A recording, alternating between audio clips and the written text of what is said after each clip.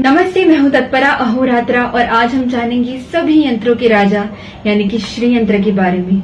हमारे धारुज शिवलिंग के ऊपर भी इसी यंत्र को बनाया गया है। श्री यंत्र को सकल वास्तु दोष निवारक माना जाता है और कहते हैं कि श्री यंत्र को समझने के लिए हमारे 120 वर्ष भी कम पड़ेंगे। श्री यंत्र को आज हमारे कितने ही साइंटिस्ट और ज्योमेट्रिकल एक्सपर्ट्स ने समझने और बनाने के लिए आज उनके लिए ये एक चैलेंज बनकर रह चुका है। हमारे तिरुपति वेंकटेश्वर स्वामी को भी श्री यंत्र के ऊपर ही प्रतिष्ठापित किया गया है। इसलिए यही प्रयास रहा है कि एक वीडियो के थ्रू जितना थोड़ा ज्ञान है वो आप तक पहुंचा पा सके। इसीलिए आगे देखिए।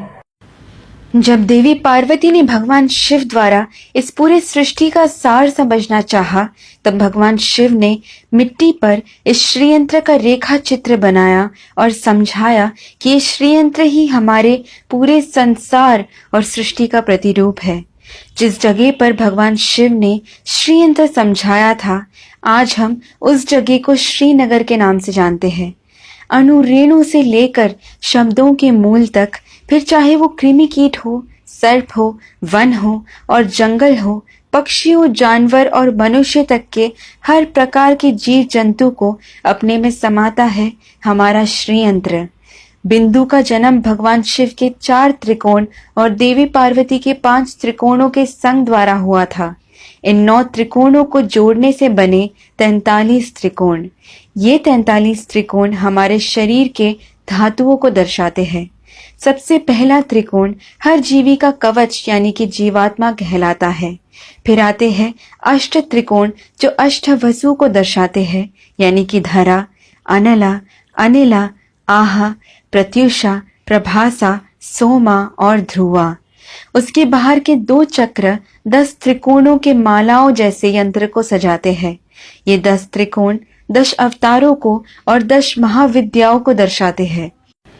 फिर आते हैं 14 त्रिकोण जो हमारे मानव के अंतर यानी 14 मनवंतरास को दर्शाते हैं।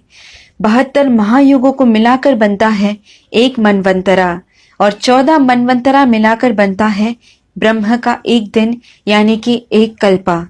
उसके ऊपर 8 सिर वाले सर्पों का चक्र बना है जिसे नागदल कहते हैं। नागदलों के ऊपर 16 फूलों के पंखुड़ियों से बना हुआ एक चक्र है।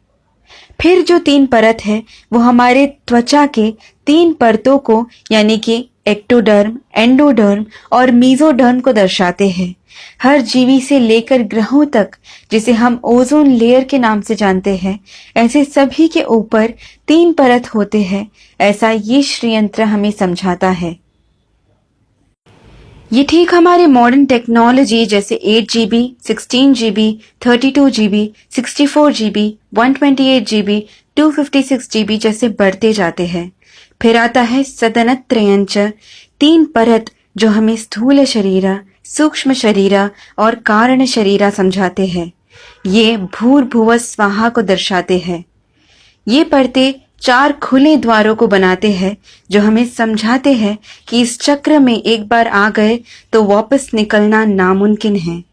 हमें मिटाने वाले भगवान शिव को जन्म देने वाले ब्रह्म के पितामह विष्णु का जन्म हुआ इसी श्रीयंत्र से। अगर आप इसे समझ गए तो आपके लिए इसके षोडश मंत्र यानी कि 16 बीजाक्षरी मंत्र को समझने और याद करने के लिए और भी ज्यादा आसानी होगी। इसके मंत्र को सभी मंत्रों का राजा माना जाता है। तो आइए सुनते हैं और समझते हैं इसके षोडश मंत्र को।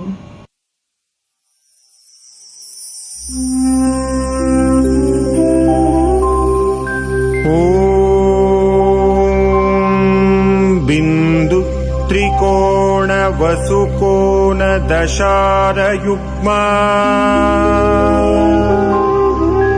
मन्वस्त्र नागदल षोडश पत्रयुक्तम्